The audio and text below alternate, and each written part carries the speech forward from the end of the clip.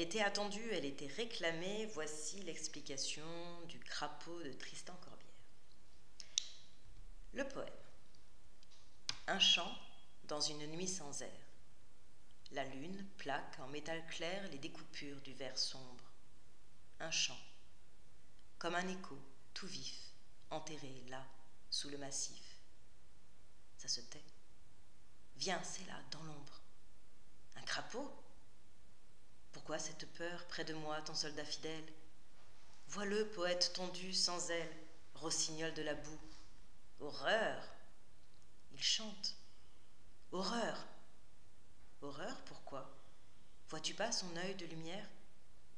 Non, il s'en va, froid, sous sa pierre. Bonsoir. Ce crapaud-là, c'est moi. Alors vous connaissez certainement Tristan Corbière, c'est un poète rattaché au symbolisme de la fin du XIXe siècle. Que rappeler de lui pour bien comprendre ce poème? Il ne faut pas oublier que Tristan Corbière est un homme malade, un jeune homme qui a une tuberculose osseuse, qui est rachitique, qui est assez disgracié par la nature, parce que vous voyez son portrait à droite du poème, ce n'est pas un homme qui brille par sa beauté physique, et malgré cela, il était doué d'un immense talent et d'une très très grande capacité d'autodérision. C'est ce qui justifie le titre de son recueil, Les Amours jaunes. Les Amours annoncent un recueil lyrique, un recueil qui va évoquer des sentiments personnels, des émotions, et particulièrement des émotions amoureuses. Et en même temps, l'adjectif jaune nous rappelle est à rattacher à l'expression rire jaune, et donc nous indique que le poète ne va pas se prendre au sérieux, va user d'humour, parfois d'humour grinçant, d'humour noir vis-à-vis de lui-même, vis-à-vis des autres, vis-à-vis de la vie. Tristan Corbière avait été envoyé par ses parents lorsqu'il était encore jeune lycéen à Roscoff pour bénéficier de l'air marin, et là-bas il s'amusait à faire des farces aux habitants de la ville. Un jour par exemple il s'est mis à son balcon habillé en évêque et il a fait mine de bénir les badauds qui venaient au marché dans la rue dans laquelle était sa maison. Un autre jour, il s'était déguisé en Ankou. L'Ankou, c'est la figuration de la mort en Bretagne. Et puis, avec une grande faux, il passait dans les rues et dans la campagne environnante en menaçant les gens. Donc, vous voyez, c'est un jeune homme qui aimait les farces, qui aimait rire, et en même temps qui avait un humour assez glauque, assez sombre. Et on retrouve cela dans le poème. Il ne faut pas prendre ce poème trop au sérieux. D'un côté, il y a quelque chose de très sérieux dans ce poème. C'est une vraie réflexion sur la poésie, une vraie réflexion sur la création poétique, sur la douleur de ces poètes qui sont incompris. Donc, Corbière a été compté par Verlaine dans le groupe de ce qu'il a appelé les poètes maudits, avec Baudelaire, avec Verlaine lui-même, avec Rimbaud. Et donc il y a ça chez Corbière, quelque chose de très sombre, une vraie souffrance, une vraie blessure, et puis une vraie réflexion sur la poésie. Mais de l'autre côté, il y a de l'amusement, de la farce, quelque chose qui relève de l'humour potache, de cet humour des élèves du XIXe siècle qui faisaient des blagues. Donc il faut à la fois aller chercher, comme disait Rabelais, aller chercher la substantifique moelle, donc aller chercher le contenu, les idées que Corbière fait passer à travers ce poème, et dans le même temps, il ne faut pas perdre de vue qu'il s'amuse, que c'est un jeu, et ce jeu, on le voit déjà dans la forme du poème, puisque vous avez remarqué que c'est un sonnet inversé. Dans le sonnet, qui est une forme traditionnelle en France depuis le XVIe siècle, depuis qu'on l'a importé de l'Italie de Pétrarque, dans le sonnet, on a d'ordinaire 2 quatrains, donc 2 strophes de 4 vers, puis 2 tercets, 2 strophes de 3 vers. Et ici, Corbière inverse cette forme et présente d'abord les 2 tercets, puis les 2 quatrains, et en plus, il disloque ces quatrains avec cette ligne de points de suspension qu'on remarque et qui isole le dernier vers dans lequel on trouve la chute, c'est-à-dire l'identification du crapaud au poète. Donc c'est un poème qui a une forme autobiographique, puisque un des personnages dit « je », et pour autant on n'a aucune certitude évidemment que ce « je » ce soit le poète lui-même. Ça reste un personnage, ça reste une mise en scène, c'est un poème qui nous raconte une histoire, donc il y a une dimension narrative. Cette histoire met en scène 2 personnages, on va voir ça dans l'étude de la 2e et de la 3e strophe. et ces personnages sont mis en scène dans un décor particulier qui est posé dans la première strophe. Au niveau de la versification, c'est assez classique et en même temps, c'est toujours pareil, on a un petit décalage. D'ordinaire, les sonnets sont en alexandrin ou en décasyllabes. Ici, on a des octosyllabes, donc des vers assez courts. Et puis, au niveau du schéma de rime, d'ordinaire aussi, dans le sonnet classique, on a un schéma CCD-EDE. Et ici, on a CCD, RR, ombre, EED, vif, vif, ombre. Ombre rime avec sombre. Donc c'est quelque chose qui est courant, ce n'est pas une innovation. Il y en a plein des sonnets qui sont construits ainsi, et pour autant ce n'est pas ce qu'on appelle le schéma classique de rime. La syntaxe est extrêmement découpée, extrêmement heurtée, vous voyez de tous les côtés des points de suspension, des points d'exclamation, des points d'interrogation, des tirets, et donc c'est très haché, la syntaxe est disloquée, tout est découpé, tout va très vite, c'est pour ça que le vers est aussi plus court, et donc cette forme est un petit peu heurtée, et elle mime aussi la souffrance du crapaud, et donc la souffrance du poète. Alors regardons comment les choses se passent dans le détail. Première strophe. Un chant, dans une nuit sans air, la lune plaque en métal clair les découpures du vers sombre. Pas de verbe dans cette strophe, à moins que le plaque du deuxième vers ne soit un verbe. Il y a une ambiguïté ici, en fait. On peut à la fois prendre ce mot comme un verbe, et à ce moment-là, la lune plaquerait des découpures sur le vers sombre de l'herbe, soit on considère ici que plaque est un nom en apposition au mot lune. Donc c'est un petit peu ambigu, ça ne change pas grand-chose au sens, mais on voit bien qu'ici on est dans cette fin de 19e dans laquelle les poètes jouent avec leur lecteur. Dans la poésie symboliste, le lecteur est aussi constructeur du sens, tout n'est pas donné, il y a un certain hermétisme, le lecteur doit faire quelques efforts pour rentrer dans le poème. Un chant dans une nuit sans air. Le poème commence sur l'évocation du chant, sur l'évocation de la poésie, sur l'évocation de la musique. Vous vous souvenez que la poésie, c'est de la musique avec des images. Donc on évoque un chant. Ce qui se passe au niveau des perceptions au début du poème, c'est d'abord une perception auditive. Et pourtant c'est étonnant parce que la nuit est qualifiée comme étant sans air. Une nuit sans air, c'est aussi une formulation ambiguë, c'est une nuit qui est à la fois étouffante, une nuit chaude, une nuit d'été, dans laquelle on a l'impression de manquer d'air, mais l'air, c'est un mot qui est polysémique, qui a plusieurs sens. L'air, c'est aussi un terme qu'on utilise en musique pour parler d'une mélodie.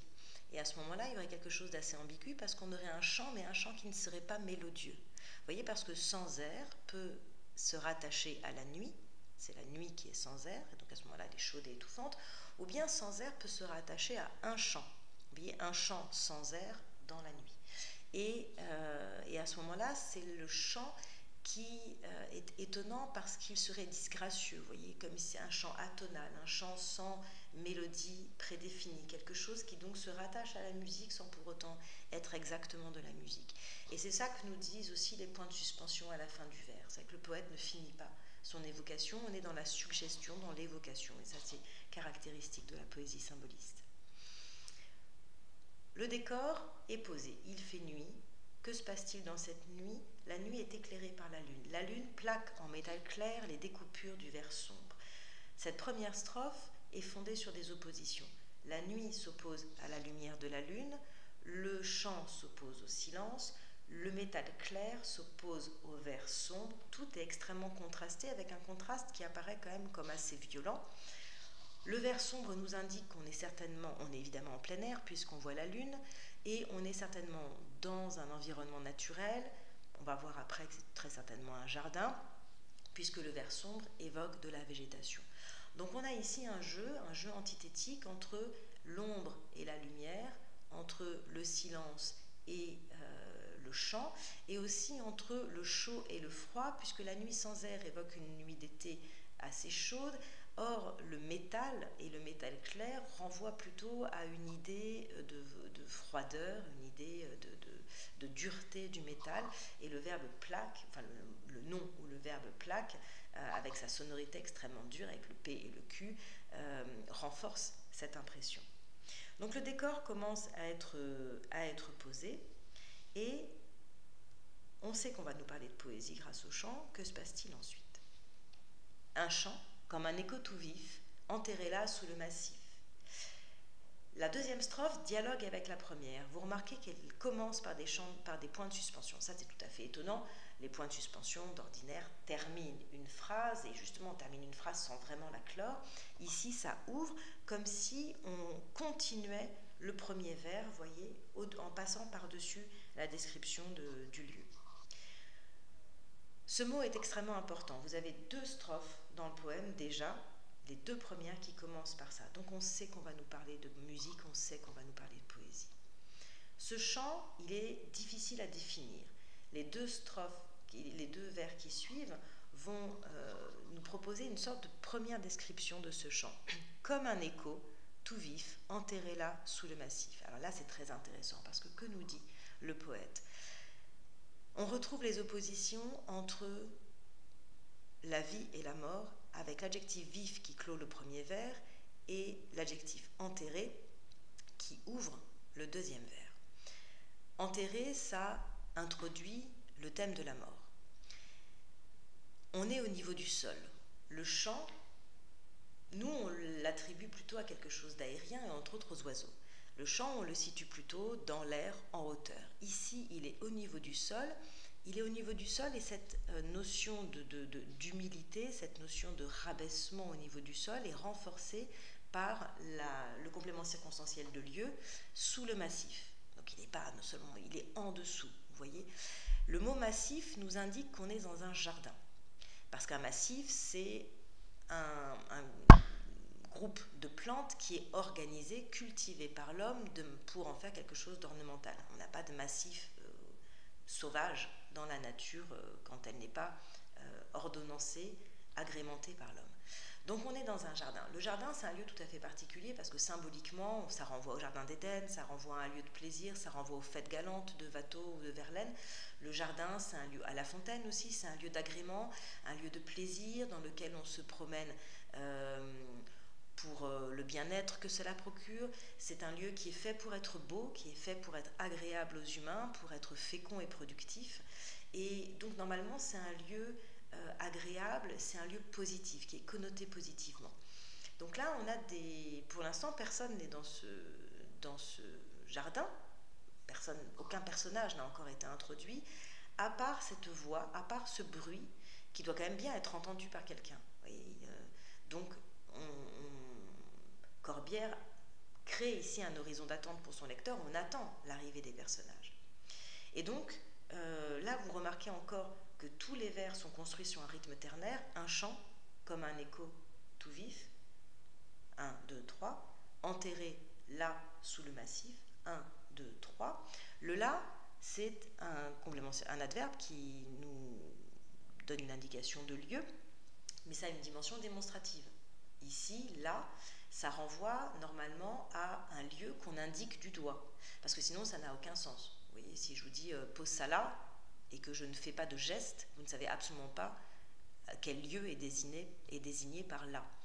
Donc derrière, vous avez quelqu'un qui est en fait en train de dialoguer avec vous et qui est en train de vous montrer un lieu particulier. Donc on est dehors, on est dans un jardin, on a eu cette description, tout est un petit peu étrange quand même. Le lecteur attend qu'il se passe quelque chose, l'impression globale est quand même assez pesante et ce chant, il est assez impalpable parce que en même temps, il est un peu évanescent, il est difficile à percevoir. Un écho, c'est pas grand-chose, vous voyez, c'est un son qui meurt, c'est pas un son direct. Et là, c'est comme un écho. Donc on a quelque chose de très suggestif, c'est très proche de la poésie de Verlaine en fait, ce qui se fait ici. Et à côté de ça, vous avez tout vif, tout c'est un intensif. La vivacité, c'est lié à la vie, c'est lié à l'énergie, c'est lié au dynamisme. Donc vous voyez, tout est contrasté, rien n'est vraiment définissable, rien n'est vraiment cernable. Ça se termine par des points de suspension. Les points de suspension, c'est un silence. Quand vous lisez le poème, vous êtes obligé de faire un petit silence au moment de ces points de suspension. Ça se tait. Le silence est dit à ce moment-là, vous voyez, avec le verbe taire. Il était suggéré par les points de suspension, il était suggéré par le terme écho, et là il est dit directement par le verbe. Le petit tiret qu'on voit avant ça nous indique qu'on a ici du discours direct. C'est un dialogue qui commence. Alors on se demande qui parle. Qui parle et à qui? Est-ce que c'est à nous qu'on parle? Est-ce que c'est un autre personnage? En tous les cas, le premier personnage est introduit ici, c'est celui qui prononce ces paroles. Et quelles paroles prononce-t-il? Qu'est-ce qu'il utilise comme mot? Ça se tait, vient, c'est là dans l'ombre. Ça et c'est. Ça, c'est un pronom indéfini et c'est un pronom indéfini neutre. Vous savez très certainement que le français vient du latin et qu'en latin, il y avait 3 genres, masculin, féminin, neutre. En français, on n'a pas gardé le neutre, on l'a en général assimilé au masculin, mais on l'a conservé pour un certain nombre pour quelques mots. Ça, par exemple, c'est neutre. Le c'est, le ce de c'est, et puis le démonstratif ce, quand ça ne se renvoie pas au masculin, c'est un neutre. On a rien aussi qui est neutre, et puis quelques expressions comme quelque chose. Vous voyez, quand vous dites quelque chose, chose, c'est un nom féminin, mais quand on l'utilise dans l'expression quelque chose, on l'utilise au neutre, et c'est pour ça qu'on va accorder au masculin. On va dire, il a fait quelque chose de grand, pas quelque chose de grand de. Donc, on a gardé comme ça quelques éléments neutres. Et on n'utilise pas ces démonstratifs, ou ces présentatifs, ou ces pronoms neutres, de manière générale, pour désigner des humains. Si vous avez votre petite sœur qui rentre, qui passe dans le couloir, vous ne dites pas « ça rentre ». Si vous êtes avec quelqu'un, vous voulez aller à la cantine, vous ne lui dites pas « ça veut venir à la cantine ».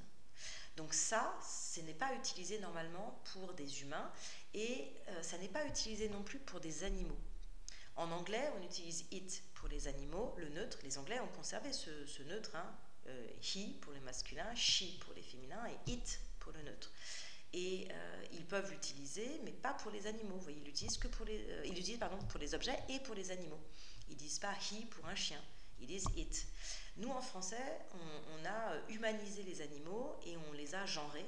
Donc, on n'utilise pas de neutre pour les animaux. Si votre chien sent mauvais, vous ne dites pas ça sent mauvais, vous dites il sent mauvais. Donc, ici, l'utilisation de ces neutres est un petit peu particulière parce que c'est très dépréciatif, c'est rabaissant, vous voyez. Et ça, c'est enserré entre les deux compléments séquentiels de lieu, sous le massif et dans l'ombre. Vous avez à la fois le rabaissement géographique par l'évocation du niveau du sol, sous le massif, et par le fait qu'il soit caché, et dans l'ombre. Donc on a quelque chose qui se cache au niveau du sol, dans l'ombre, dans l'obscurité, qui n'est pas dans la lumière. Vient. Le personnage interpelle à l'impératif quelqu'un d'autre, et ce quelqu'un d'autre, il le tutoie. Donc ça nous donne une information. On a 2 personnages qui sont en train de se promener dans ce jardin, et ces 2 personnages ont entre eux une relation d'intimité, puisqu'ils utilisent le tutoiement. Aujourd'hui, ça paraît moins évident, mais il faut se rappeler qu'on est à la fin du 19e siècle, le vouvoiement est de mise entre les gens, parfois entre les amis même, et même dans les couples, les gens se vouvoient, les enfants vouvoient leurs parents, etc.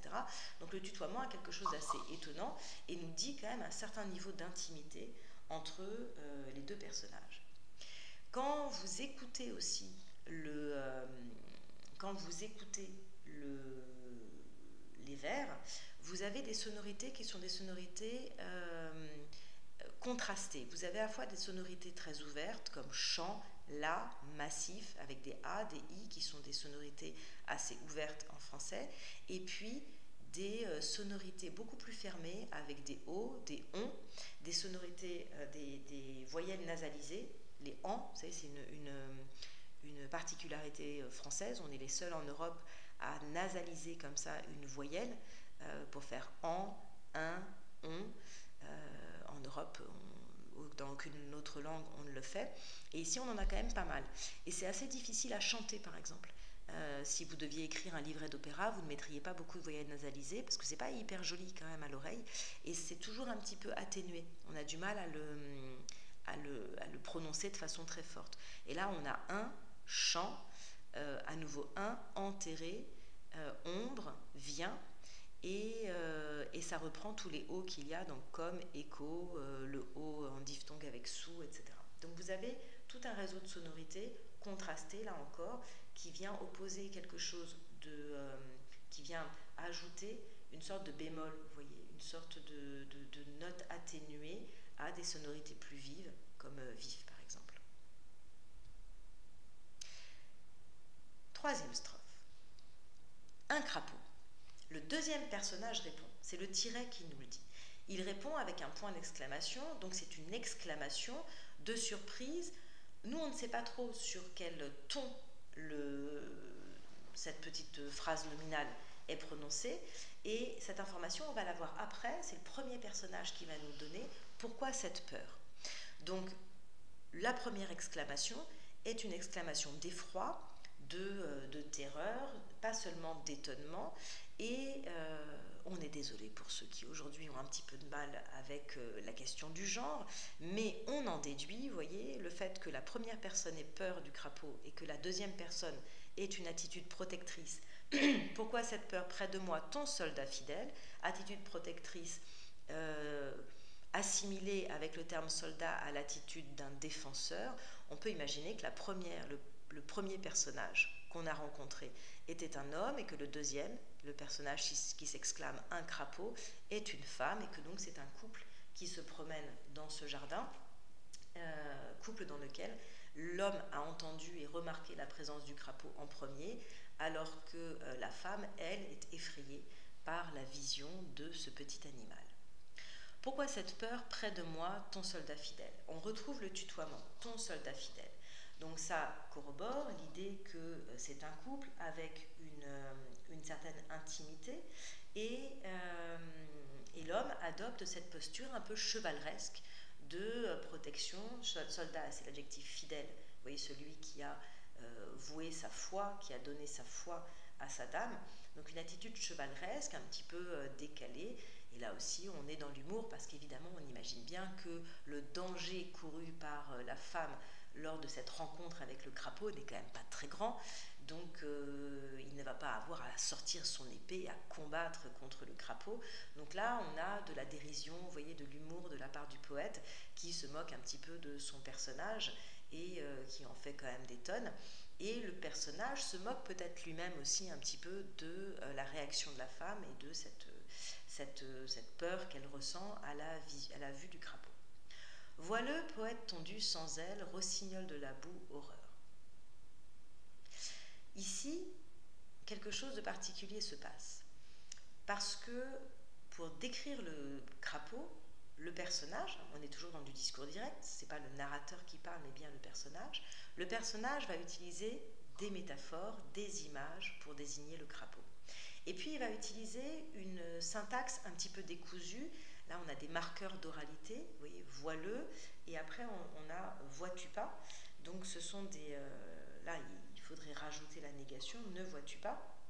Donc voileux, on a une invitation à regarder. Au départ on avait entendu les choses, un chant, un chant. Là on doit regarder, vous voyez, deux sens complémentaires sont sollicités. Et qu'est-ce qu'il faut voir? Il faut voir le poète tondu. Vous avez trois évocations. Vous connaissez très certainement l'importance du rythme ternaire dans la rhétorique et dans la poésie française. Donc trois évocations: poète tondu, sans aile, rossignol de la boue, avec une amplification, c'est-à-dire que le troisième terme, rossignol de la boue, est plus long que les deux premiers. Et ce vers, le quatrième du premier quatrain, voileux, poète tondu, sans aile, est tout à fait étonnant parce que il pose l'assimilation directe entre le poète et le crapaud, et il va nous proposer une description assez étonnante. Le crapaud, évidemment, n'a pas de poils. Il est désigné comme étant tondu, donc c'est comme si on lui avait enlevé ses poils. Or, de façon naturelle, le crapaud n'a pas de poils. Alors, tondu, c'est quelque chose qu'on utilise pour les poils, mais c'est aussi quelque chose un terme qu'on utilise pour les cheveux. Et il faut se rappeler, par exemple, l'histoire de Samson et Dalila. Samson qui tirait sa puissance de ses cheveux. Quand on tond quelqu'un, on lui enlève sa puissance. Vous voyez, ici, c'est l'idée que le poète est impuissant. Ça renvoie à cette description qui avait été faite du chant au début du poème. Ce chant, il était difficile à décrire, il était à la fois vif et enterré, il venait des profondeurs, c'était dans l'ombre, la nuit était sans air, c'était pas très mélodieux. Vous voyez, tout était un petit peu confus, flou, indéfinissable. Et cette notion d'impuissance, elle est assez importante dans la poésie symboliste parce que il y a deux grands thèmes, vous voyez, l'incapacité à créer, l'incapacité à faire ce qu'ils veulent, et puis l'incapacité à être compris. Et on va retrouver tout ça dans le poème. Donc ce poète, il est tondu et il est sans aile. C'est étonnant de décrire quelqu'un de façon négative. Vous voyez, si moi je voulais me décrire, la liste des choses que je n'ai pas et la liste des choses que je ne suis pas est quasiment infinie. Oui, je ne suis pas un poisson, je ne suis pas une mouche, je ne suis pas un oiseau, je ne suis pas un éléphant, je ne suis pas une table, je ne suis pas une chaise, je ne suis pas un téléphone. Vous voyez, on peut faire des choses, une liste énorme. Et puis tout ce que je n'ai pas, puisque je ne suis pas tout ça, bah, effectivement, je n'ai pas d'aile, je n'ai pas, je sais pas, je n'ai pas de trompe, je n'ai pas de carte SIM, je n'ai pas ceci, je n'ai pas cela. Donc c'est tout à fait étonnant de décrire le crapaud par ce qu'il n'a pas. Et alors quel est le détail qui a été choisi? Les ailes. Et on voit tout de suite l'assimilation entre eux qui est faite, qui est suggérée en fait, entre le crapaud et l'oiseau. Ce sont les oiseaux qui chantent. Le crapaud est assimilé à un oiseau, mais lui, il n'a pas d'ailes. Donc c'est un oiseau dépourvu de ses qualités essentielles. Ce qui caractérise avant tout l'oiseau, ce sont les ailes. C'est un oiseau qui ne peut pas s'envoler. Vous connaissez toute la symbolique du ciel, cet intermédiaire entre les dieux et les hommes, entre ce qui représente le monde supérieur par rapport au monde terre-à-terre, immanent de la matérialité, de la médiocrité, de la mort, etc. Donc tout ce qui est positif de façon symbolique, on le met dans le ciel. Et celui qui n'a pas d'aile, c'est celui qui ne peut pas accéder à ça, qui ne peut pas accéder à cet idéal, qui ne peut pas accéder à cette perfection, qui ne peut pas accéder à toutes ces choses supérieures, qui en est réduit à être au ras de la terre, au niveau du sol, et même caché, vous souvenez-vous, dans l'ombre, sous le massif. Donc il est sans aile et il est pourtant comparé à un rossignol. Le rossignol, c'est l'oiseau qui est le plus célèbre en raison de la mélodie de son chant. C'est l'image même de la poésie, c'est l'image même de la musique et du chant, et dans le même temps, c'est un oiseau qui chante la nuit. Or, vous vous souvenez, dans le contexte de ce poème, cette histoire qui nous est racontée, elle se passe la nuit, puisque la lune brille.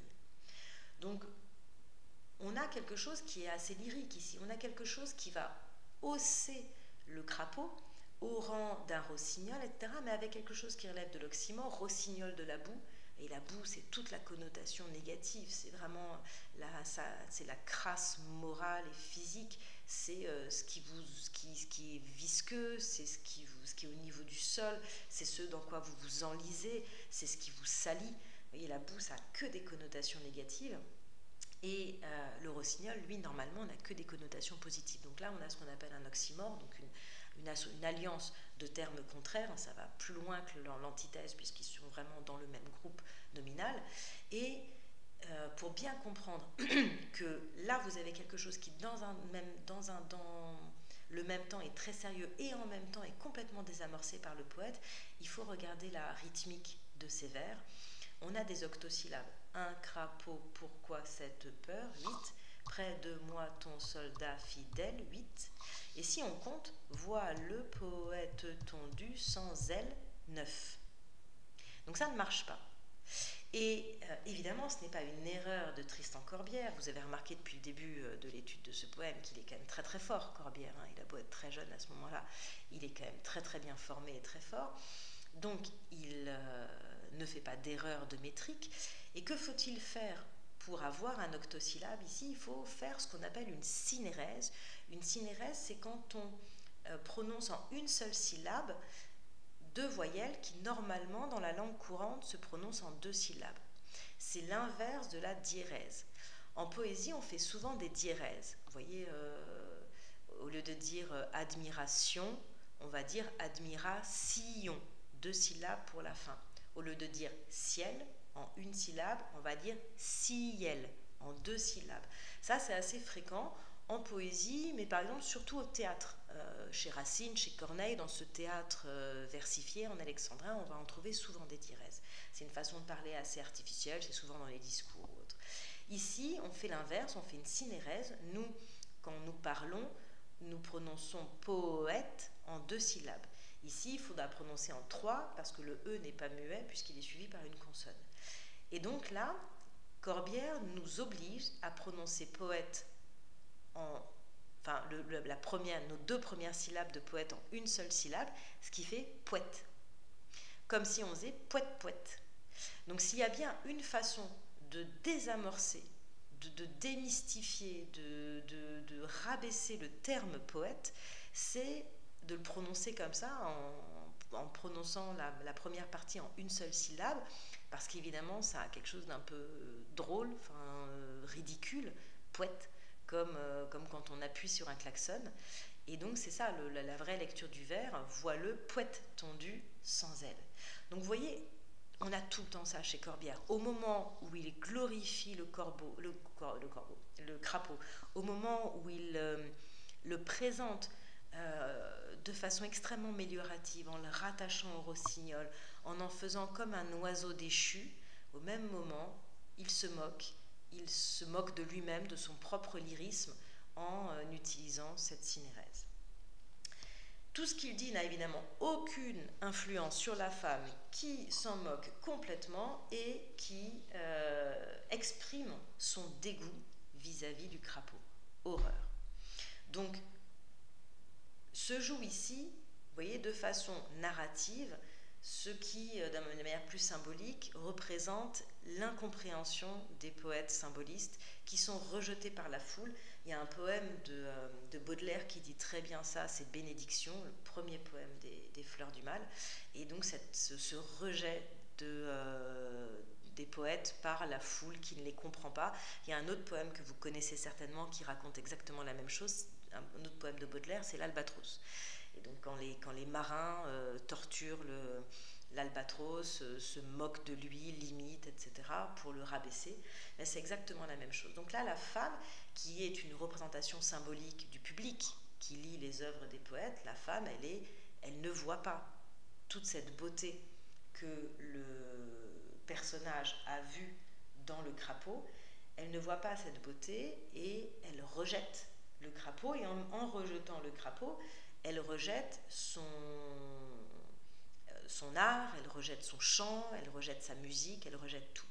Et toute cette musique, elle était évoquée par les sonorités.